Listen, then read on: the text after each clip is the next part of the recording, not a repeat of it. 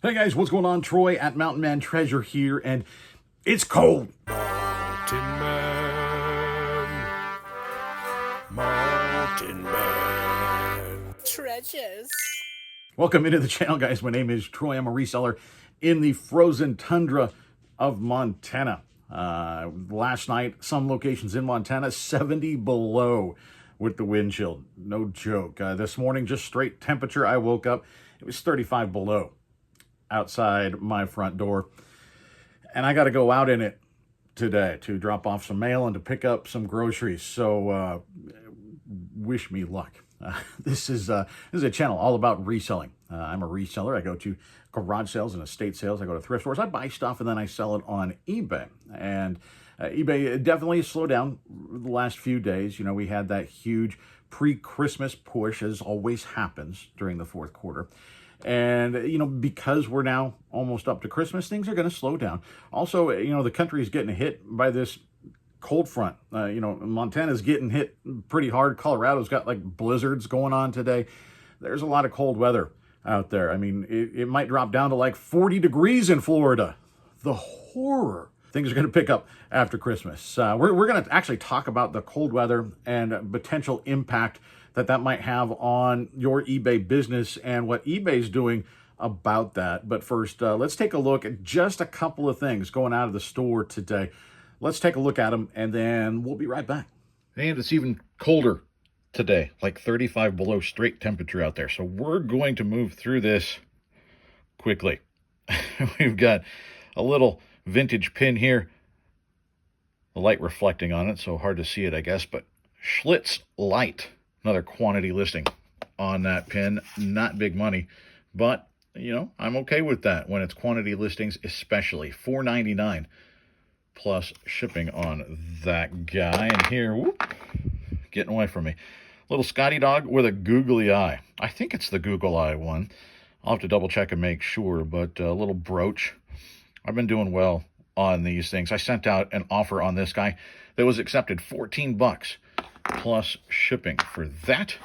Black Label PlayStation 2 Mortal Kombat Shaolin Monks. This is one of those resurfaced games, guys. They are doing very well. I'm glad I decided to finally pull that thing out and clean these discs so I could get those going. That sold really quickly within about a day. $22.39 plus shipping. We've got here some vintage made in Japan tin toys. Now, these do not work, and so that's why I made a nice lot of them. So we've got a cool little dog there. We've got the engine or locomotive for a train, a couple of these little mice, and then these little ladybug critters. And Angel stopped in, and I remembered once that sale came through, I think that may be an offer that I sent out. And I remember he picked up a tin toy before and said he likes those tin toys from Japan. These are great for display. They look really cool. $17.63 plus shipping for those. Angel, thank you so much for stopping in the store and for your constant support. It really means a lot. Here we've got one that I didn't make a ton of money on, but it's one of those things where I wanted to pick it up and own it for a while and then sell it, because I think it's a really neat piece. It deserved to be saved. You know, it's got some dings on it, but you don't really find these, frankly, in this good a shape and this well preserved, you know, and together, you know, this screws off on the bottom. So sometimes you'll find this piece or this. It's odd to find them together, or at least rare. This is an old carbide lamp. Miner would have worn this right there on his helmet. And I'm trying to remember what I paid for it at an estate sale. It's the one where we got all of the vinyl records. And so we're way into the profit on all of that stuff anyway. We got a whole bunch of hats there as well. We got a 3-stripe hat there, some new sealed vintage vinyl, all sorts of really cool stuff. And so I knew I could pay up on this a little bit because we made so much money on the other stuff. You see right there, Auto Light. And this, I want to say I paid $40 for it. I don't remember, but I definitely paid up. I paid more than I should have.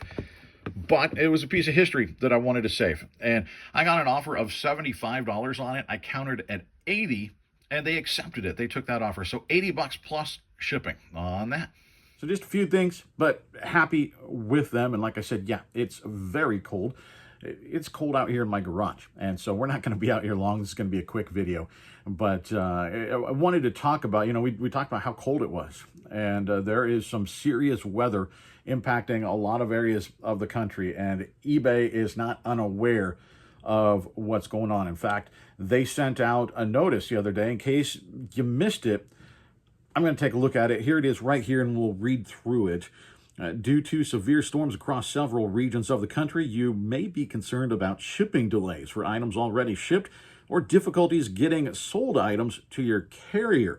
Our primary concern is the safety of our community. Please follow local guidance on travel and safety precautions. Now, they say if your business is impacted, eBay will automatically protect your seller performance, including late shipment rate, valid tracking upload rate, item not received cases due to late delivery, as long as you uploaded tracking before the case was opened and have physical scan from the carrier, defects resulting from transactions that you canceled. They say they'll also remove any associated negative and neutral feedback, and those cases will not impact your service metrics rating. So that's a very good thing. I tried to start my car as soon as I woke up. I thought, let's make sure. And the thrift machine would not start this morning. It tried, it wanted to, and then decided against it. Now, Mountain Mama's car started up, so I'm going to use that. I'm going to take my mail over.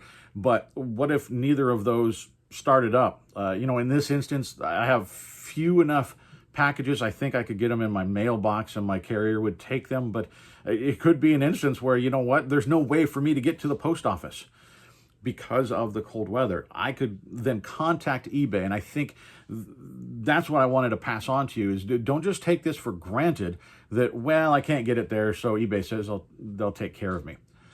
I think you got to be proactive. They don't say in that message, but I'm pretty sure what you have to do is go ahead, and I typically use eBay for Business on their Facebook page and send them a message through Instant Messenger.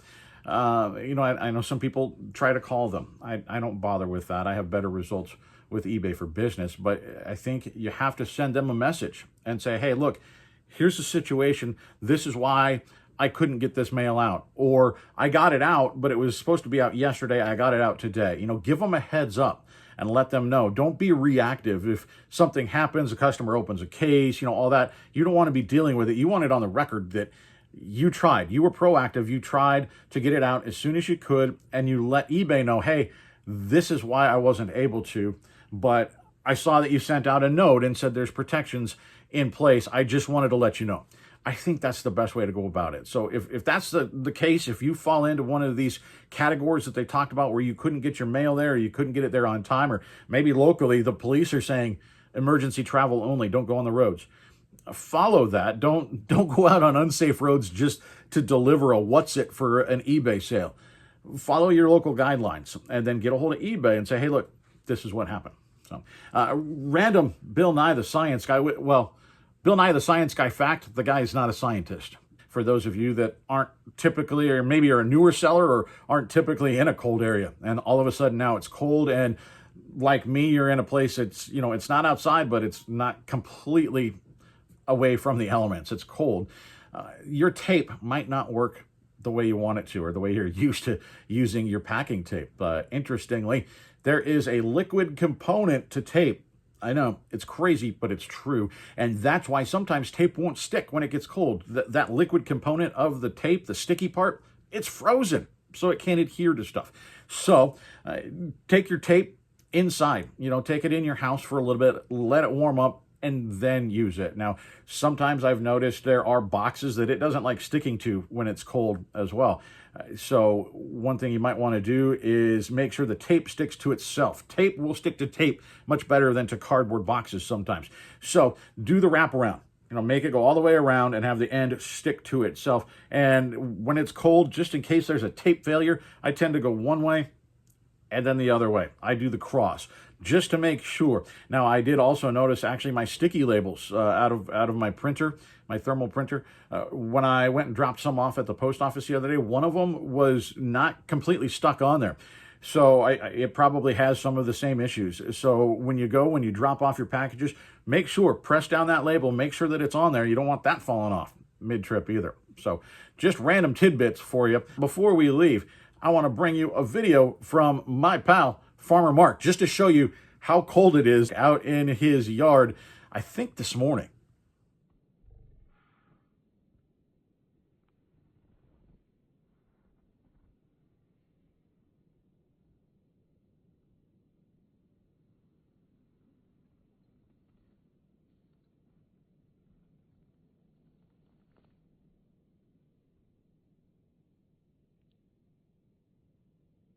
I did that when I was a kid, when we had weather come through like this. It's a cool experiment, but you know, it's too cold. Thanks, Mark, for doing the cool video. I appreciate it. And I appreciate you guys. Hit the thumb on your way out. That helps us out a ton.